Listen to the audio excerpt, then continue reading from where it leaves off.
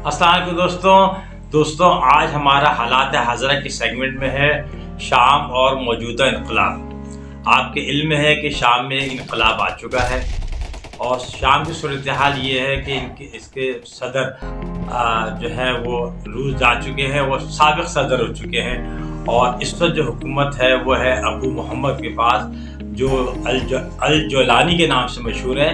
جولان اصل میں پہاڑی علاقہ ہے جو شام اور اسرائیل کے درمیان میں ہے، جس کے کچھ حصے میں جو ہے اسرائیل نے پچھلی جنگ کے اندر قبضہ بھی کر لیا تھا، اور تو کلیم کے یہ کیا جاتا ہے کہ انہوں نے اپنے نام کے آگے جو کنیت ٹائپ چیز لگا رکھی ہے وہ اپنے علاقے کے حساب سے لگا رکھی ہے۔ اب صورتحال یہ ہے کہ شام جو ہے وہ نہ صرف انبیاء کرام کی سرزمین ہے، لیکن اس کے ساتھ ساتھ اس بات میں بھی بڑی فیمس ہے، مشہور ہے کہ یہاں انقلاب اور بغاوتیں بہت زیادہ ہوئی ہیں، صحیح ہے۔ اور یہ 2024 کی جو بغاوت اسی کا تسلسل ہے۔ 2011 سے مسلسل مختلف گروپ جو ہے نا آپس میں لڑائیاں لڑ رہے ہیں۔ 2018 سے جو ہے بہت زیادہ اس میں شدت آ گئی ہے، اور یہ سمجھے پچھلے 6 سال سے ایک نان اسٹاپ جو ہے وہ خانہ جنگی چل رہی ہے، اور اس خانہ جنگی میں کا جو اختتام ہے وہ 53 سالہ جو اسد خاندان کی حکومت ہے اس کے اوپر ہوا ہے۔ 6 سال کے اندر عملی طور پہ شام جو ہے وہ 3 حصوں میں تقسیم ہوا ہے۔ ایک تو وہ جو سابق صدر بشار الاسد کے پاس حکومت تھی کا علاقہ تھا، 65% سے زیادہ تھا۔ دوسرا جو ہے وہ ترکیہ کے پاس ہے تو نہیں، لیکن اس کا انفلوئنس ہے، وہاں ان کے گروپس ہیں ترکیہ کو سپورٹ کر رہے ہوتے ہیں۔ اور تیسرا جو ہے اسلام پسند گروپس جنہوں نے اس وقت جو ہے وہ جو انقلاب کے بعد جو ہے شام کا جو ہے طاقت اور سرچشمہ حاصل کر لیا ہے۔ 3 یہ گروپس ہیں بڑے بڑے جو کہ مسلسل لڑے تھے۔ مزے کی بات یہ ہے کہ تینوں گروپس کے پیچھے 3 ہمسائے ممالک ہیں۔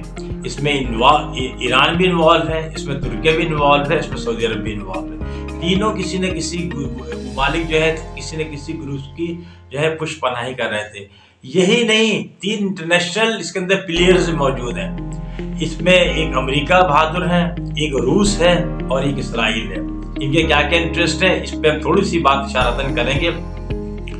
صورتحال یہ ہے کہ 2011 میں جب ایک اور انقلاب لانے کی کوشش کی، بغاوت ہوئی تھی، تو روس نے جو ہے وہ آپ کو پتہ ہے ایئر اٹیکس کیے تھے، بمبارڈمنٹ کی تھی اس وقت کے صدر حافظ الاسد کے حمایت کے اندر، جن کو روس کی بھی حمایت حاصل تھی اور ایران کی بھی حمایت حاصل تھی۔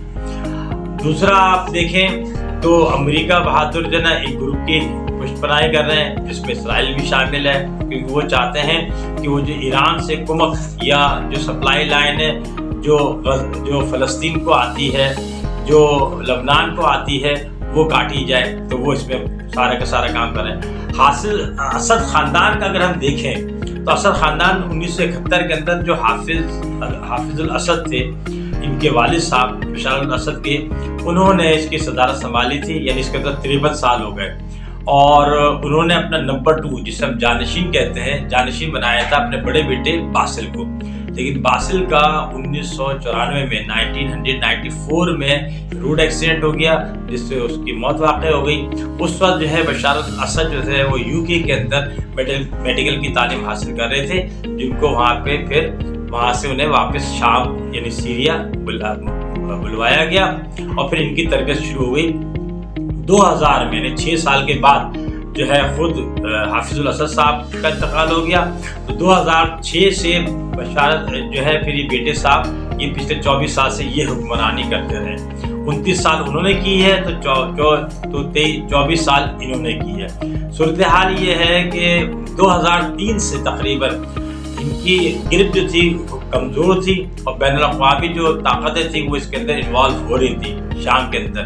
ہمارا سوال اپنی جگہ پہ ہے جو جس سے ہم نے شروع کیا تھا، اس عرصے کے اندر یعنی اب 3 دن پہلے تک تقریباً اس سارے خانہ جنگی کے اندر جو 2003 سے ہلکے انداز میں شروع ہوئی تھی، اور 2011 سے اس میں مومنٹم بڑھا، اور 2018 سے تو یہ سمجھے ایک انٹرنل وار کی شکل اختیار کر گئی تھی، جس کے 3 حصے ہم نے بتایا ہوئے تھے۔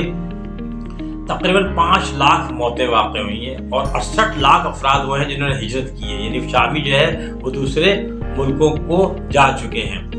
یہ حالات نے چند ہفتے پہلے اس وقت ٹرن لیا جب حلب میں جو ہے وہ باغیوں نے، اس وقت کے باغیوں نے اور اس وقت کے حکمرانوں نے، کیونکہ ہمیں یہی بتایا جاتا ہے کہ جو قبضہ اس کا ہو جاتا ہے تو وہ حکمران ہو جاتا ہے، اور جو قبضہ ناکام ہو جاتا ہے تو باغی ہوتا ہے۔ اس وقت کے باغیوں نے، اس وقت کے حکمرانوں نے جو ہے وہ قبضہ کر لیا تھا، اور حلب جو ہے ان کا ایک صنعتی شہر ہے اور باہر معیشت بہت بڑی اسی کے اوپر ڈپینڈ کرتی ہے۔ شام کی صورتحال کا کروٹ کس اونٹ بیٹھے گا، یہ ابھی بھی سوال نشان ہے، کیونکہ لیکن ساری قوتیں چاہے وہ بین الاقوامی ہوں چاہے وہ لوکل ہوں، یہ کوشش کر رہی ہیں کہ شام کی جو خانہ جنگی ہے وہ اس کے بارڈر سے باہر نہ جائے۔ صحیح ہے، پوری لوگ کوشش کر رہے ہیں، لیکن اس کی گارنٹی ابھی دی نہیں جا سکتی، کیونکہ اتنی لمبی آگ لگی ہوئی ہے، اتنے عرصے سے آگ لگی ہوئی ہے، اس کے اثرات باہر جا سکتے ہیں۔